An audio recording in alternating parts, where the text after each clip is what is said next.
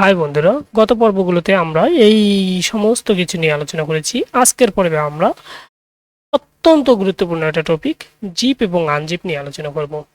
তো জিপ এবং আনজিপ কেন ইউজ করতে হয়, কিভাবে ইউজ করতে হয়, আমরা পাইথনে কিভাবে ইউজ করতে পারি সেটা নিয়ে আলোচনা করি। তো চলুন শুরু করি। এর জন্য প্রথমে আমরা একটা পাইথন ফাইল তৈরি করে নিই। জিপ আনজিপ ডট পাই। তো জিপ কেন আমরা ইউজ করব? জিপ ইউজ করব মূলত পক্ষে কিছু লিস্টকে একত্রিত করার জন্য, কম্বাইন করার জন্য। তো বলেই দিলাম যে জিপ কেন ইউজ করব। আমি এখানে কিছু বিষয় লিখে রাখতেছি যেন আপনাদের সুবিধা হয়। আমি এই কোডগুলো আমার গিটহাবে আপলোড করব, আপনারা সেখান থেকে খুব ইজিলি এগুলো দেখে নিতে পারেন। আচ্ছা, মূলত পক্ষে zip is useful function that allows us to combine two list easily. তো আমরা বুঝলাম এই যে লিস্ট কেন আমরা ইউজ করব, এবং লিস্ট কল করার পরে কি হবে সেটাও আমি এখানে খুব সুন্দরভাবে লিখে রেখেছি। After calling zip an iterator is returned. In order to see the content wrapped inside, we need first convert it to a list. ওকে, এতটুকু আপনাদের মাথায় রাখার দরকার নাই। প্রথমে মাথায় রাখেন যে লিস্টের জিপের মাধ্যমে আমরা দুইটা লিস্টকে একসঙ্গে কম্বাইন করব। যেমন আমি কিছু ফার্স্ট নেম এবং লাস্ট নেম লিখে রেখেছি আপনাদের সুবিধার্থে। যেমন ফার্স্ট নামের একটা লিস্ট লিখলাম এবং লাস্ট নামের একটা লিস্ট লিখলাম। এখন আমি এই দুইটা লিস্টকে জিপ ফাংশনের মাধ্যমে কম্বাইন করে দেখাবো। তো প্রথমেই আমি কম্বাইন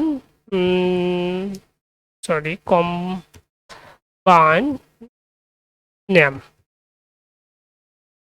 তো জিপ আমি বললাম যে জিপ লিখলে জিপের ভিতরে আমরা যে লিস্টগুলো দিব সেগুলো অটোমেটিক্যালি কম্বাইন হয়ে যাবে। এই ফার্স্ট নাম লিখলাম, কমা দিয়ে লাস্ট নাম লিখলাম।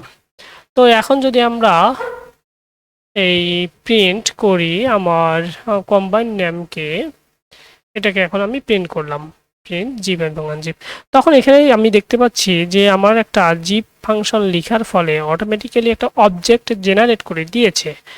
তো যেহেতু আমার অবজেক্ট জেনারেট করে দিয়েছে, তার ভিতরে আমার ডাটাগুলো রয়েছে। তো আমরা যদি এই ডাটাগুলোকে শো করাতে চাই, তাহলে সেগুলোকে লিস্টে নিয়ে এসে খুব ইজিলি শো করানো যাবে। তো এর জন্য আমরা ওই জিপটাকে আবার লিস্ট ফাংশনের ভিতরে রাইট করলাম। তখন এখানে দেখতে পাচ্ছেন যে প্রত্যেক পিপলের ফার্স্ট নেম এবং লাস্ট নেম একসঙ্গে কম্বাইন হয়েছে, সেটা টাপল আকারে।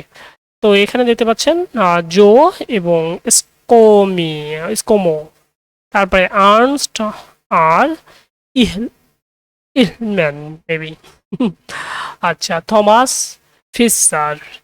তো আমরা এখানে সেটাই দেখতে পাচ্ছি। তো যদি আমার আরও কোনো লিস্টের ডাটা থাকে, সেই লিস্টের ডাটাগুলোকেও কিন্তু আমরা খুব ইজিলি কম্বাইন করতে পারি আমাদের ইয়ের মাধ্যমে। ধরলাম আমার এজ রয়েছে, তো জাস্ট এখানে কমা দিয়ে জিপের পরে এখানে এই লিস্ট ডাটাগুলো অর্থাৎ ফার্স্ট নাম লিস্ট, লাস্ট নাম লিস্ট এবং তারপরে জিপ এজ লিখলেই তো আমার এই ডাটাগুলো খুব ইজিলি চলে আসে, তাই না? তো এটাই আমাদের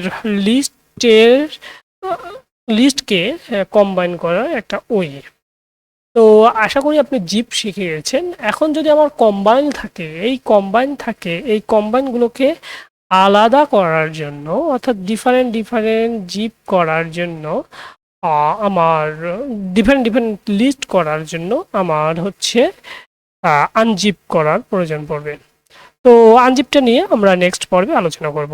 আশা করা যায় আপনি জিপ বুঝে গেছেন।